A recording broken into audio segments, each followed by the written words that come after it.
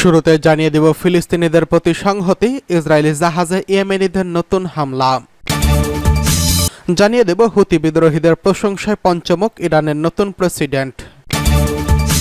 এছাড়া রয়েছে দক্ষিণ চীনে যৌথ নৌমহড়া চালাচ্ছে রাশিয়া ও চীনা বাহিনী। জানিয়ে দেব ডোনাল্ড ট্রাম্পের বিরুদ্ধে দায়ের করা গোপন নথির মামলা খারিজ। সর্বশেষ জানিয়ে দেব গাজায় যুদ্ধের ধ্বংসাবশেষ সরাতে লাগবে কয়েক বছর বলছে জাতিসংঘ। এদিকে ফিলিস্তিনিদের প্রতি সংহতি জানিয়ে ইসরায়েলি জাহাজে ইয়েমেনিদের নতুন হামলা। ইয়েমেনের হুতি আনসারুল্লাহ আন্দোলনে সমর্থিত সামরিক বাহিনী নতুন করে ইহুদিবাদী ইসরায়েলের বাণিজ্যিক জাহাজ এবং সামরিক অবস্থানে হামলা চালিয়েছে। ইয়েমেনি সেনাবাহিনীর মুখপাত্র ব্রিগেডিয়ার জেনারেল ইয়াহিয়া সারি গতকাল এক বিবৃতিতে এই ঘোষণা দিয়েছেন।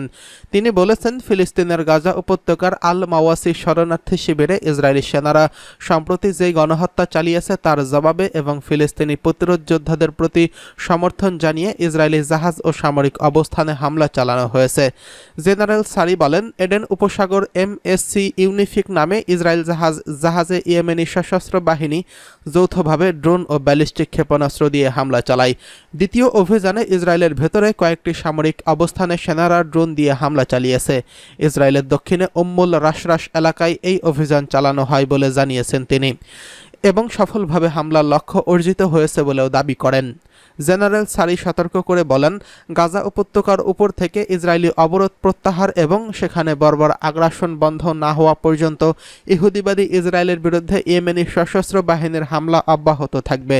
সেই সাথে জেনারেল সারি ফিলিস্তিনিদের প্রতি সমস্ত আরব ও মুসলিম দেশের বাহিনীকে তাদের ধর্মীয় ও নৈতিকতা মানবিক দায়িত্ব পালনের আহ্বান জানান। এদিকে হুতি বিদ্রোহীদের প্রশংসায় ইরানের নতুন প্রেসিডেন্ট। ইয়েমেনের হুতি বিদ্রোহীদের প্রশংসা করেছেন ইরানের নবনির্বাচিত নতুন প্রেসিডেন্ট মাসুদ পেজেশকিয়ান। তিনি ফিলিস্তিনিদের প্রতি সমর্থনের জন্য সশস্ত্র গোষ্ঠীকে ধন্যবাদ জানান। হুতি সুপ্রিম পলিটিক্যাল কাউন্সিলের চেয়ারম্যান মাহাদি আল মাসাতের সঙ্গে এক ফোন আলাপে পেজেশকিয়ানের এই প্রশংসা করেন। তিনি লোহিত সাগরে হুতিদের পদক্ষেপকে সাহসী সিদ্ধান্ত হিসেবে উল্লেখ করেন। গাজা সংঘাত শুরু হওয়ার পর থেকে হুতিরা লোহিত সাগরে চলাচলকারী জাহাজে হামলা শুরু করে।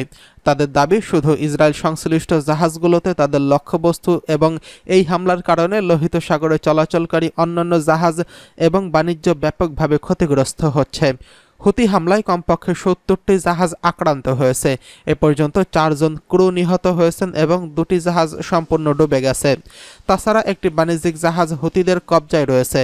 হুতি হামলায় লোহিত সাগর দিয়ে চলাচলকারী বাণিজ্যিক জাহাজও রেহাই পাচ্ছে না। এতে বিশ্ব বাণিজ্য মারাত্মকভাবে ক্ষতিগ্রস্ত হচ্ছে। এই রুট দিয়ে বছরে $1 ট্রিলিয়ন বাণিজ্য হয়। হুতি হামলায় এই বাণিজ্যের পরিমাণ হ্রাস পেয়েছে। আন্তর্জাতিক সম্প্রদায় এই হামলায় বিশ্ব বাণিজ্যের প্রভাব নিয়ে গভীর উদ্বেগ প্রকাশ করেছেন। খবরে বলা হয়েছে, হুতিদের প্রতি পেজেশকিয়ানের সমর্থন এবং এই অঞ্চলে ইরান সমর্থিত অন্যান্য গোষ্ঠীর সঙ্গে সাম্প্রতিক যোগাযোগের সামঞ্জস্য রয়েছে। গত সপ্তাহে তিনি ফিলিস্তিনি স্বাধীনতাকামী সংগঠন হামাসের রাজনৈতিক কার্যালয়ে চিঠি দেন। তাতে তিনি যুদ্ধে হামাসকে সর্বাত্মক সহযোগিতা এবং সমর্থনের প্রতিশ্রুতি দেন।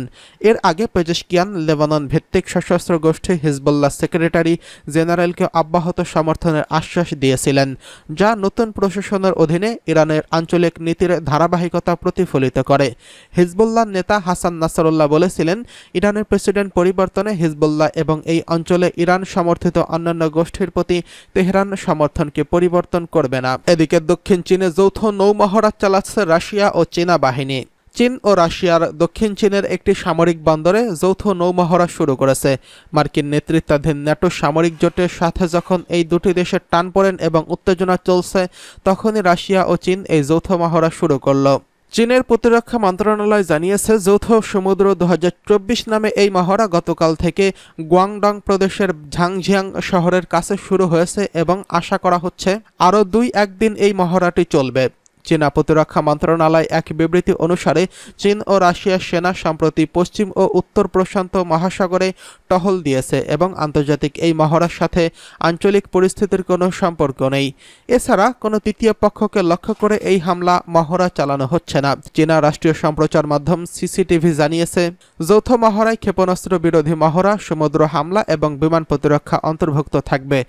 বুধবার ওয়াশিংটনে ন্যাটো জোটের শীর্ষ সম্মেলনে ৩২ দেশ সদস্য অনুমোদিত একটি বিবৃতি প্রকাশ করা হয়। এতে বেইজিংকে ইউক্রেনে চলমান যুদ্ধের জন্য রাশিয়ার চরম সাহায্যকারী হিসেবে চিহ্নিত করা হয়েছে। এদিকে ডোনাল্ড ট্রাম্পের দায়ের করা গোপন নথির মামলা খারিজ। যুক্তরাষ্ট্রের সাবেক প্রেসিডেন্ট ডোনাল্ড ট্রাম্পের বিরুদ্ধে মার্কিন পারমাণবিক কর্মসূচির গোপন নথিসহ শতাধিক গোপন নথি ব্যক্তিগত জিম্মায় রাখা এবং সেগুলোর অব্যবস্থাপনার অভিযোগে দায়ের করা মামলায় খারিজ দিয়েছে দেশটির একটি আদালত। সোমবার দেশটির ফ্লোরিডা অঙ্গরাজ্যের ডিস্ট্রিক্ট আদালতের বিচারক অ্যালিন কানন মামলাটি খারিজ করেছেন। রায়ে তিনি বলেছেন, সাবেক প্রেসিডেন্ট ডোনাল্ড ট্রাম্পের বিরুদ্ধে নথি গোপন করার মামলায় দায়েরকারী বিশেষ কাউন্সিলে জ্যাক স্মিথের নিয়োগ সংবিধানসম্মত ছিল না। মামলাটি খারিজ করে দিয়ে বিচারক অ্যালিন কানন বলেছেন, প্রেসিডেন্ট জো বাইডেনের বিশেষ কাউন্সিলের পদের জন্য স্মিথকে নিয়োগ দেওয়ার নাম ঘোষণা করা হয়নি। এমনকি যুক্তরাষ্ট্রের কংগ্রেসের উচ্চকক্ষ সিনেটও তার নিয়োগের নিশ্চিত করেনি, ফলে তার নিয়োগ অবৈধ এবং তার সংবিধানের নিয়োগ সংক্রান্ত বিধির লঙ্ঘন। সোমবার দেশটির উইসকনসিন রাজ্যে রিপাবলিকান পার্টির জাতীয় সম্মেলন শুরু হয়েছে। সম্মেলন থেকে আগামী নভেম্বরের প্রেসিডেন্ট নির্বাচনে রিপাবলিকান পার্টির মনোনয়ন পাবেন ডোনাল্ড ট্রাম্প। একদিন আগে পেনসিলভানিয়া দলের আয়োজিত এক নির্বাচনী সমাবেশে বন্দুক হামলার শিকার হন ডোনাল্ড ট্রাম্প। এই হামলায় ঘিরে যুক্তরাষ্ট্রের রাজনীতি এখন উত্তাল হয়ে উঠেছে। ঠিক সেই সময়েই সম্মেলনের প্রথম দিনেই ট্রাম্পের বিরুদ্ধে দায়ের করা বহুল আলোচিত মামলাটি খারিজের রায় দেয় আদালত। সাবেক প্রেসিডেন্ট হিসেবে ডোনাল্ড ট্রাম্প দায়মুক্তি পাওয়ার অধিকার রাখেন, এমন যুক্তিতে ফেডারেল আদালত গোপন নথি মামলার খারিজের আবেদন করেছিলেন তার আইনজীবী। এর আগে গত ১ জুলাই দেশের প্রেসিডেন্টের পদে থাকা অবস্থায় যেসব দাপ্তরিক অপরাধমূলক পদক্ষেপ নিয়েছিল সেসবের ক্ষেত্রে ডোনাল্ড ট্রাম্প আংশিক দায়মুক্তি ভোগ করবেন বলে রায় দেয় দেশটির সুপ্রিম কোর্ট। গোপন নথির মামলায় তদন্তকারীদের মিথ্যা তথ্য দেওয়া এবং রাষ্ট্রীয় গুরুত্বপূর্ণ নথি নিজের ফ্লোরিডা এবং স্টেটের বলরুমে এবং বাথরুমে রাখার অভিযোগ আনা হয়েছিল। তবে ট্রাম্পের দাবি তিনি কোনো অন্যায় করেননি। এদিকে গাজায় যুদ্ধের ধ্বংসাবশেষ সরাতে লাগবে কয়েক বছর বলছে জাতিসংঘ। গাজা উপত্যকা থেকে প্রায় ৪ কোটি টন যুদ্ধের ধ্বংসাবশেষ সরাতে প্রায় ১৫ বছর সময় লাগবে। এতে খরচ হবে ৫০ কোটি থেকে ৬০ কোটি ডলার। জাতিসংঘের এক মূল্যায়নে এই কথা বলা হয়েছে। ব্রিটিশ সংবাদ মাধ্যম দ্য গার্ডিয়ান এই খবর জানিয়েছেন।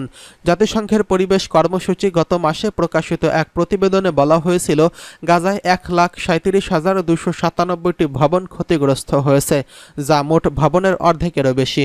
এর মধ্যে প্রায় ১/৪ ধ্বংস হয়ে গেছে, ১০ ভাগ মারাত্মকভাবে ক্ষতিগ্রস্ত হয়েছে এবং ১/৩ মাঝারি ক্ষতিগ্রস্ত হয়েছে। প্রতিবেদনে উল্লেখ করা হয়েছে, এই ধ্বংসাবশেষ ফেলার জন্য ২৫০ থেকে ৫০০ হেক্টর জমির প্রয়োজন হবে। তবে এটি কতটুকু ধ্বংসাবশেষ পুনর্ব্যবহার করা যাবে সেটির উপর নির্ভর করে। গত মে মাসে জাতিসংঘের উন্নয়ন কর্মসূচি জানিয়েছিল, যুদ্ধে ধ্বংস হওয়া বাড়িঘর পুনর্নির্মাণ করতে ২০৪০ সাল পর্যন্ত সময় লাগতে পারে। সবচেয়ে আশাব্যঞ্জক পরিস্থিতির মধ্যে মোট খরচ হতে পারে $৪০ বিলিয়ন।